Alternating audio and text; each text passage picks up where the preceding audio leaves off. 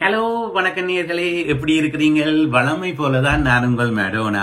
ஒவ்வொரு பிரபல்யங்களையும் பற்றி தான் இந்த வீடியோ நான் போட்டு கொண்டிருக்கிறேன். அதே மாதிரி தான் இன்றைக்கும் ஒரு பிரபல்யத்தை பற்றி தான் போட போறேன்டா. கொஞ்சம் ஒரு மாறுபட்ட, இவ்வளவு காலம் பாத்தீங்கன்னா உலக ரீதியான இது. இவர் இந்த கனடா நாட்டில் இருக்கிறவர் ஆரண்டா செந்தில்நாதனை பற்றி தான். செந்தில்நாதன் செல்லையா, அவரை பற்றி பின்னுக்கு பார்த்தாலே தெரியும். அவர் என்ன செய்தவர் என்றதை பார்ப்போம். வாங்கோ ஓவண்டா பார்ப்போம். இவர் என்ன, இவர் ஒரு சமூக சேவை ஆளர். 1964 ஆண்டு நவம்பர் மாதம் 27ஆம் தேதி தான் இவற்ற பிறப்பு. இதுல கொஞ்சம் மாறுபட்டதா இருக்குது. வளமையாக இந்த புலம்பெயர் வாழ்ந்த இந்த ஸ்ரீலங்காவில இந்த நவம்பர் 27 என்று சொல்லி ஒரு மாவீர தினம் என்று சொல்லி கொண்டாடப்படுறது அநேகமா தெரியும். அந்த நாளில் தான் இவற்ற பிறப்பும் அமைந்தது. இவர் என்ன செய்யறார் என்றால், இவர் கனடாவில வாழ்ற, அதாவது இவற்ற சொந்த இடம் ஸ்ரீலங்கா மீசால சாவைச்சேரி என்ற இடத்துலதான் இவர் பிறந்து வளர்ந்தவர்.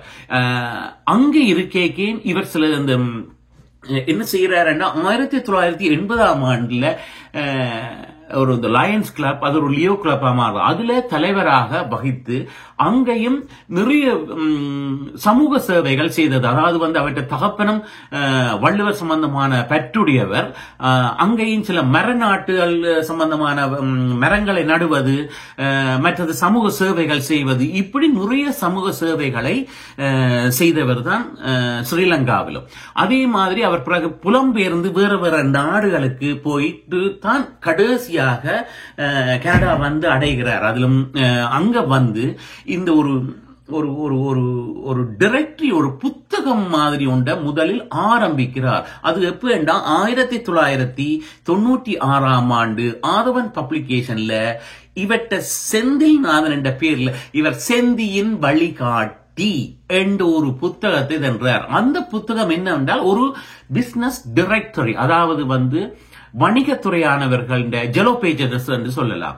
அப்படி ஒரு புத்தகத்தை இவர் 174 பக்கங்கள் கொண்ட ஒரு புத்தகத்தை இவர் அமைக்கிறார். அதோடு இல்லாம 1985ஆம் ஆண்டு கனடாவில் டொரண்டோ ஒரு மான்ட்ரியல் என்று சொல்லி அடுத்த மாகாணம் இருக்கிறது.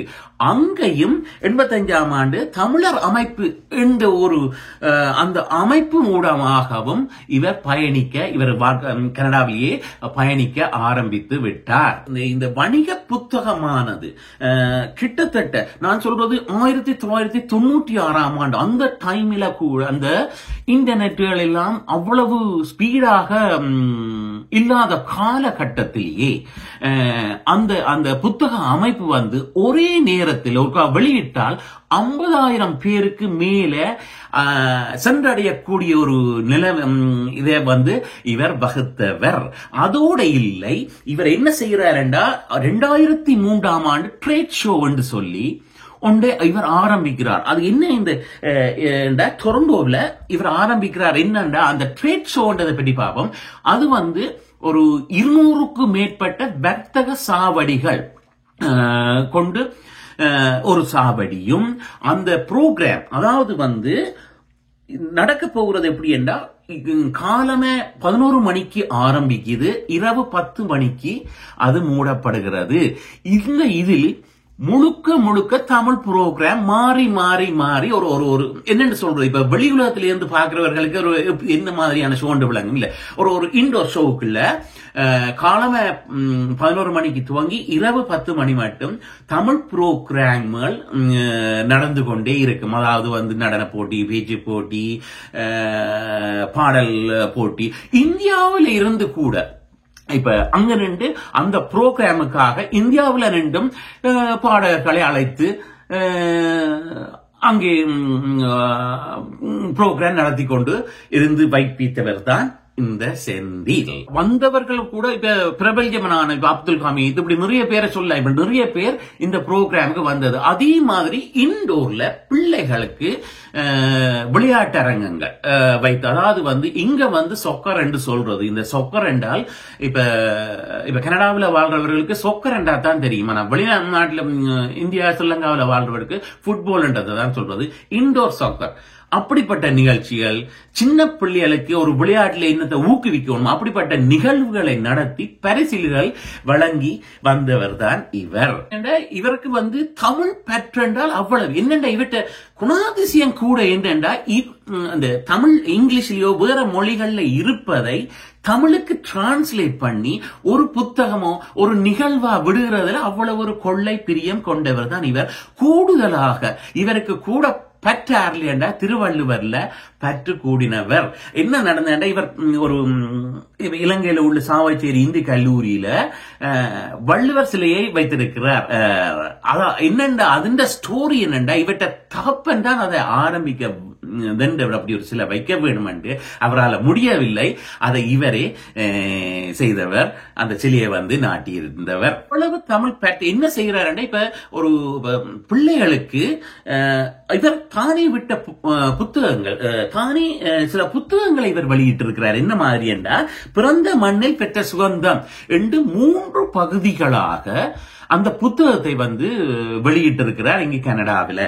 அதோட மற்றது எய்ட்ஸ் பற்றி ஒரு ஆய்வு செய்து அது சம்பந்தமான ஒரு புத்தகத்தையும் வெளியிட்டிருக்கிறார் இவர். அது மட்டுமல்லாது இவர் ஒரு திரைப்பட நடிகரும் கூட. நேர்கள் நீங்க பின்னுக்கு பார்த்தா தெரியும், இவர் கனடாவில் கனேடியன் தமிழ் சினிமான்னு சொல்லி இருக்குது. அதுல நிறைய படங்கள் இவர் பங்கு பெற்றி இருக்கிறார். தானாகவே படமும் எடுத்து வெளியிட்டிருக்கிறார். அதாவது குறுந்திரைப்படங்கள், முழு நேர திரைப்படங்கள், அப்படிப்பட்ட நிகழ்ச்சிகளிலும் இவர் ஒரு ஒரு கதாநாயகனாகவும் நடித்திருக்கின்றார், ஒரு குணச்சித்திர வீரனாக நடித்திருக்கிறார், ஒரு கொமெடியனாக நடித்திருக்கிறார். அப்படி ஒரு பார்வல் உள்ளவரும் கூட இவர்தான். இந்த தமிழ் பற்றின் காரணமாக இந்த அப்துல் கலாமை கூட இவர் சந்தித்து வந்திருக்கிறார். மற்றது வைரமுத்து இவரை எப்படி வாழ்த்தி இருக்கிறார் என்றால், செயல் வீரர் செந்தி என்று வைரமுத்துவால ஒரு பாராட்டு பெற்றவர் இங்கு கனடாவில். அதோட இந்த நேர்களே, இந்த டாப் RBC 25 Canadians, அதாவது இந்த டாப் 25 Canadians என்றா இப்ப தமிழர்கள் எல்லாது முழு கனடா முழுவதுக்கும் அதிலே ஒரு 100 எடுத்து 50 எடுத்து அந்த 25 பேருக்குள்ள இவரும் ஒரு ஆளாக, அதாவது ஒரு பேங்க் நடத்தும் RBC டாப் 25 கெனேடியன், அதாவது எல்லா மொழிக்காரரும் அதுல வருவினம், அதுல இவர் இடம் பிடித்தவர் தான் இந்த செந்தில். அது கூட மட்டுமல்லாது மூத்த பத்திரிகையாளரான திருச்செல்வர் அவர்கிட்ட இருந்து தமிழ் தகவல் விருது இவருக்கு வழங்கப்பட்டது. மற்றது நிறைய பத்திரிகைகள் ஊடகங்கள் இருந்தாலும் அவர்களும் இவர்களுக்கு, அதாவது ஈழநாடு பத்திரிகை இவருக்கு விருதுகள் வழங்கப்பட்டிருக்கிறது. நிறைய விருதுகள் வாங்கி இருக்கிறார். சுதந்திர மீடியா என்ற விருது பெற்றிருக்கிறார். மற்றது ஒன்டாரியோ அரசினால இவர் ஒரு சிறந்த ஒரு சமூக சேவையாளர் என்ற ஒரு விருதையும் ஒன்டாரியோ அரசு, அதாவது கனடா அரசால் இருந்தும் அங்கே இருந்தும் இவர் விருது பெற்றிருக்கின்றார். மற்ற நிறைய மேயர்கள், இப்ப மாக்கம் மேயர் இருந்து நிறைய விருதுகள் பெற்றிருக்கிறார். எல்லாரையும் விட குயின் எலிசபெத் அவவின் விருது கூட பெற்றவர் தான் இவர். பாருங்கள் நேயர்களே, ஒரு குயின் எலிசபெத்தின் விருதை கூட இவர் பெற்றிருக்கிறார். எவ்வளவு ஒரு சாதனை படைத்த மனிதன், ஒரு லக்கியான மனிதன் என்றுதான் இவரை கூற வேண்டும். ஏனென்றால் இவற்றை படைப்புகள் கிட்டத்தட்ட இப்ப 30 ஆண்டுகளுக்கு மேலாக இவர் தனது பணியை தொடர்ந்து வருகிறார். அதாவது செந்தியின் அவற்ற புத்தகங்கள்ல இருந்தும் அவற்ற மற்ற செயல்கள் எல்லாம் 30 ஆண்டுகள், அதாவது இப்பொழுது அவர் ஒரு 30வது ஆண்டு பயணமாக பயணித்துக் கொண்டு வருகிறார் கனடாவில். மற்றது ஒவ்வொரு வணிகர்களிடம் சென்று கூட அவர் கூடுதலாக இவர் திரைப்படங்கள்ல ஈடுபட்டதா என்ன தெரியல. இவருடைய சுவாபம் ஒரு கூச்ச சுவாபம் குறைவு. அநேகமா ஆரண்டாலும் எந்த வணிகரும் ஆரண்டாலும் உடனடியாக நேர சென்று ஒரு கைகுலுக்கி ஹாய் ஹவாயு என்று சொல்லக்கூடிய ஒரு பண்பு படைத்தவர் தான் இது. எவ்வளவு சாதனை பாருங்கள். இவர் நாட்டின ஸ்ரீலங்காவில் இவர் சின்ன அந்த வயதிலேயே இந்த மரங்கள் நடும்போது அந்த மரங்கள் இப்ப வளர்ந்து வந்து பெருசாக இருக்கிறது. செய்த கூடுதலான இவர பணி என்று பார்த்தீங்களா, இந்த 96ஆம் ஆண்டே இந்த இன்டர்நெட் வளராத காலத்தில் ஒரு புத்தக வெளியீட்டை அது வணிகர் டைரக்டியாக்கி ஒரே நேரத்தில் 50,000 பேருக்கு சென்றடையுது. மற்றது 2003ஆம் ஆண்டு அந்த ட்ரேட் ஷோ, அது வந்து பாருங்கள், காலமே 11 மணிக்கு துவங்கி இரவு 10 மணி மட்டும் ஃபுல் ப்ரோக்ராம். அதாவது வந்து எங்கிருந்து கலைஞர்கள், எங்கிருந்து ஸ்ரீலங்காவிலேயோ இந்தியாவிலேயோ எங்கிருந்து கலைஞர்கள் வருவார்களோ கொண்டு வந்து தனது இடத்துக்கு அந்த ப்ரோக்ராம் செய்ததுக்கு வந்து கௌரவித்து அவர்களை பற்றி எடுத்து கூறினவர். இப்படிப்பட்ட இன்னொரு மனிதனை பற்றி எடுத்து கூறின மனிதர் தான் இந்த செந்தில்நாதன்.